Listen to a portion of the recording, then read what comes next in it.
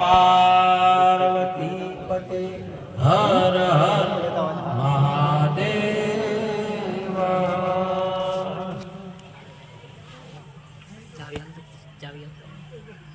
આજે પવિત્ર ભૂમિયા આષેડા મુકામે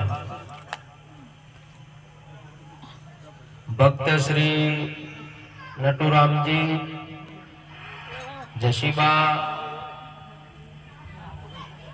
ભક્ત શ્રી દશરથરામજી, ટીનાબેન અને એમનો તમામ પરિવાર મળી આજે પોતાના દ્વારે ગુરુ મહારાજને તેડ્યા, સાથે સાથે સંતો ભક્તોને મહેમાનોને તેડી સત્સંગ, દર્શન અને સેવાનો આ પરિવાર અત્યારે લાભ લઈ રહ્યા છે। સાથે આપણને બધાને પણ અપાયો, એ બદલ ખૂબ ખૂબ ધન્યવાદ। ગુરુ મહારાજ એમને સર્વે વાતેથી સુખી રાખે, જેમનું જ્ઞાન, ધન, સંસ્કાર પ્રતિદિન પ્રગતિ કરે અને સુરક્ષિત રહે। આજે ભક્તિનો મહિમા એટલે ગુરુ મહિમા કહેવાય। આ સંતોનો મહિમા કહેવાય અને ભક્તોનો મહિમા કહેવાય। આજે આપણને બધા સંતોના શરણમાં આપણને એક આસન મળ્યું છે। આપણે ગુરુ મહારાજના મહિમામાં વધાર્યા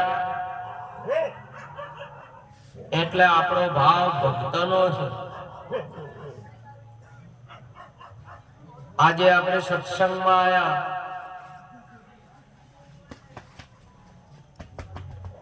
આજે આપણે ભગવાનના ભજનમાં બેઠા એટલે આપણું જીવન ધન્ય બની ગયું કહેવાય। આજે આપણને આપણા ગુરુઓના, આપણા માતા પિતાના સંસ્કાર મળ્યા એટલે આપણને કઈ હરિભજનમાં જવાની ઈચ્છાઓ થઈ, આપણને આવો વિચાર આવ્યો। આવો વિચાર આપવો એક મહત્વની બાબત છે। આ જગતના જીવાત્માઓને પરમાત્માનો વિચાર આપવો બહુ કઠિન છે। આ જગતની અંદરમાં મનુષ્ય જન્મે આવા અવસરે આપણે આ વાત સમજી શકીએ છીએ। આપણે ગુરુની વાત સાંભળી શકીએ છીએ। નહીતર તમે જુઓ, આ તમારા ગામની અંદરમાં 1 કરોડનો ઘોડો છે, પણ એ પ્રભુ ભજન ન કરી શકે, એ ગુરુ મહારાજની જય ન બોલી શકે, એ ભજનમાં આવીને ન બેસી શકે। આપણે ભાગ્યશાળી છીએ એટલે સૌ પ્રથમ આપણને મનુષ્યનો અવતાર મળ્યો છે। આપણા મુખથી આપણે ભગવાનનું નામ લઈ શકીએ છીએ। આપણા કોન દ્વારા શ્રવણથી આપણે પરમાત્માનો સત્સંગ, સંતોનો સત્સંગ ઉતારી શકીએ છીએ, સાંભળી શકીએ છીએ। નહીં તો ભેંસને કોણ હોય છે, એ સત્સંગ ના સાંભળી શકે। 80,000 ની ભેંસો હોય, ભેંસ પદમણે ને હાર પહેરાયો, શું જાણે ઘરેણા, અરખી ના જાણે, પરખી ના જાણે, જય આળોટે ગારામાં મૂર્ખો શું જાણે માળામાં। આ જગતની અંદરમાં કીડીથી લઈને કુંજર સુધી અનેક શરીરો છે. એમાં માનવ શરીર જ ભજન કરી શકે છે. એટલા માટે સંતોએ ગાયું ભજન સૌને કરવાનું. સંતોભાઈ ભજન સૌને કરવાનું. અને આપણે સાંભળી શકીએ છીએ, બોલી શકીએ છીએ, ભજનમાં બેસી શકીએ છીએ. એનાથી આપણને નક્કી થાય છે કે આ શરીર ભજન કરવા માટે જ છે, બીજા કોઈ માટે નથી. વ્યસનો દુર્ગુણો માટે નથી. આપણું શરીર ભજન માટે છે. એટલા માટે આ સમય આજે તમે જુઓ 80 વર્ષનો માણસ હોય ને ભણવા બેહાર્યો હોય તો વિદ્યા ચડે ના ચડે. જે સમય આવ્યો ને જે સમય વિદ્યા પ્રાપ્ત કરે તો વાત બરોબર છે, ને કે સમય ચાલ્યો જાય. સમય આપણી રાહ ન જોવે. આપણે સમય પ્રમાણે જાગવું પડે.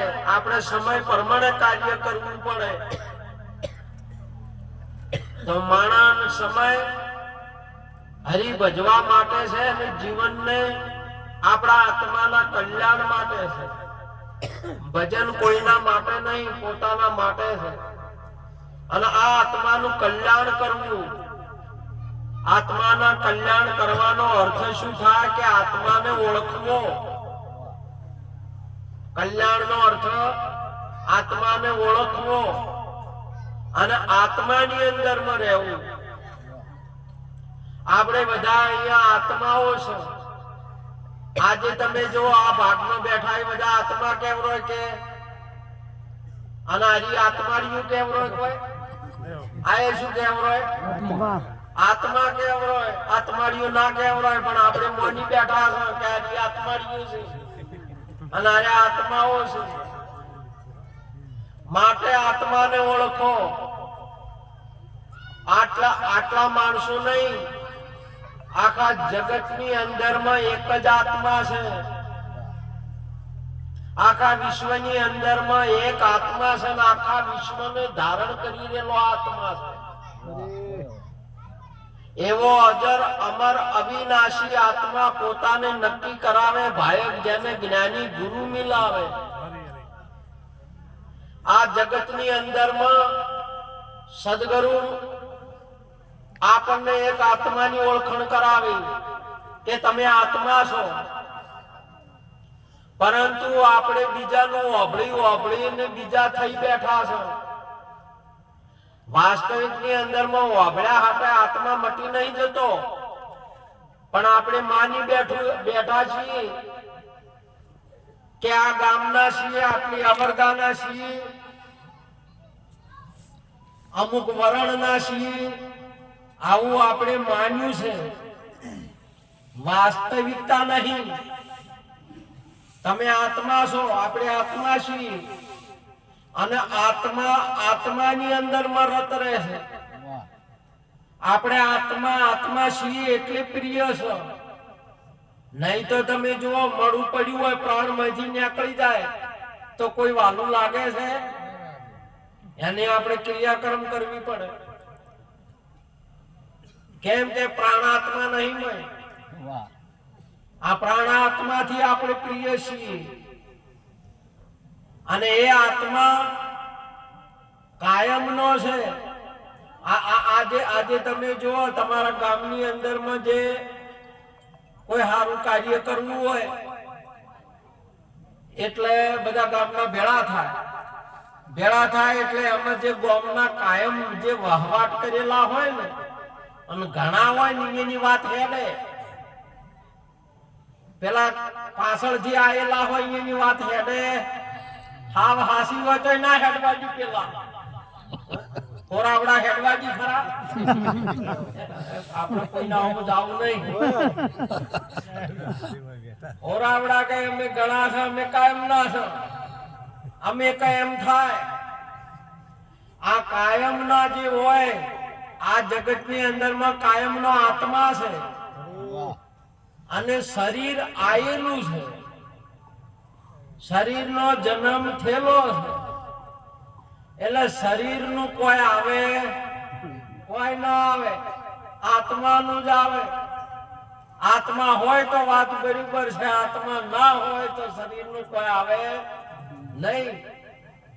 અને આજે આ જગતની અંદરમાં તમે જો શરીર છે એ વ્યવહાર કરવા માટે છે, અવસર કરવા માટે છે. અવસર થઈ ગયો એટલે શરીરનું કામ પૂરું થઈ ગયું. ચાહે તમે એમાં લાભ લ્યો કે ના લ્યો, 80-90 વર્ષે શરીર પૂરું થઈ જાય. લાભ લ્યો તો બરોબર છે અવસરનો, નકે એને તો પૂરું થવાનું અને એનું કોઈ આવે ના. આજે તમે જો આપણે મહારાષ્ટ્રની અંદરમાં ગણેશ મહોત્સવ એક અવસર આવે છે, ગણપતિ દાદાનો બહુ મોટો અવસર હોય છે. એટલે ત્યાં વિધ ગણપતિની શોભા કરે.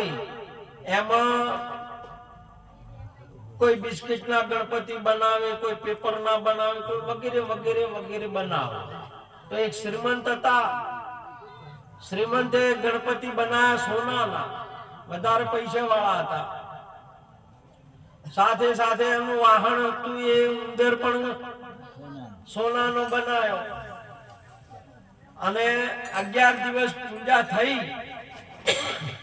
પછી જ્યાં હતા ત્યાં એમને વિસર્જન કરવું પડે. આ જગતની અંદરમાં જો તમે જો કોનુડો આવે, જન્માષ્ટમી આવે એટલે ભાઈઓ માટી લેવા જોઈએ છે કે નહીં જતા? ચોથી લઈ આવે આ માટી, તળાવમાંથી લઈ આવે, તળાવમાંથી લઈ આવે કોનુડો બનાવે, બનાવીને રમા જમાન બધું થાય ને પાસે ફેર પાછા જહાં સે ઉપના વહી સમાના, શૂન્ય રૂપ નિર્વાણી, નિરોત નામ અખર પદ પુરણ, વામે સુરત સમાન. જ્યાંથી ઉત્પત્તિ છે અહીંયા સમાવેશ થાય. એટલે હવે ઓનું વિસર્જન કરવું પડે. વિસર્જન ના કરે તો ધર્મની રીત બરોબર કહેવાય નહીં. એટલે શેઠ વિસર્જન કરવા જાય એટલે હવે જેની ઘડ્યો હોય અહીંયા જવું પડે. કે પેલા તો બધા દરિયામાં નોખવા જોઈએ, મારવે ચોપાટી જોઈએ, પણ હવે આરાશી રીતે નોખ્યા આવે હોનાના ગણપતિ છે. એટલે વિસર્જન તો કરવા કે એટલે હોની પાસે જ્યાં હોની પાસે જઈને કે બેનું વિસર્જન કરો ઈશ્વરો. એટલે પછી ભાવ કર્યો, 80,000 નો ભાવ કર્યો. એટલે શ્રીમંત કે મહારાજ વાત તો બરોબર છે, ઉંદર ના 80,000 બરોબર, પણ હાથે હાથે ગણપતિ ના 80,000 આ તો કોઈ પાલવે નહીં. ઉંદર ને ગણપતિ તમે બે હરખા ગણો છો, 80,000 ભાવ કરો છો. એટલે હોની કીધું કે જો શ્રીમંત, હું ઉંદર નો ભાવ કરતો નથી, કે ગણપતિ નો ભાવ મારે છે નહીં. હું તો ભાવ અને મારે ગણપતિ જોઈતા નથી, કે ઉંદર જોઈતો નથી. તો પછી હવે આ ઉંદર ને ગણપતિ નું કોઈ આવે એમ છે? કશું એક પૈસો નહીં આવે, બોલો. અને મેમા કેનો ઉંદર ને ગણપતિ બોલો નહીં, જે કોઈ આવે એમ છે? આખી દુનિયાની અંદરમાં આ શરીરનું કશું આવતું નહીં. પશુ કે ચામકી બને પનૈયા, નોબત ઢોલ નગારા, નર તેરી ચામ કુછ કામ નહીં આવે, જલ જલ હોત અંગારા, જોબન દિન પરોમણા ચારા. મહાપુરુષે કહ્યું કે વાનું કોઈ આવતું નહીં, ખાલી અવસર કરવા માટે છે.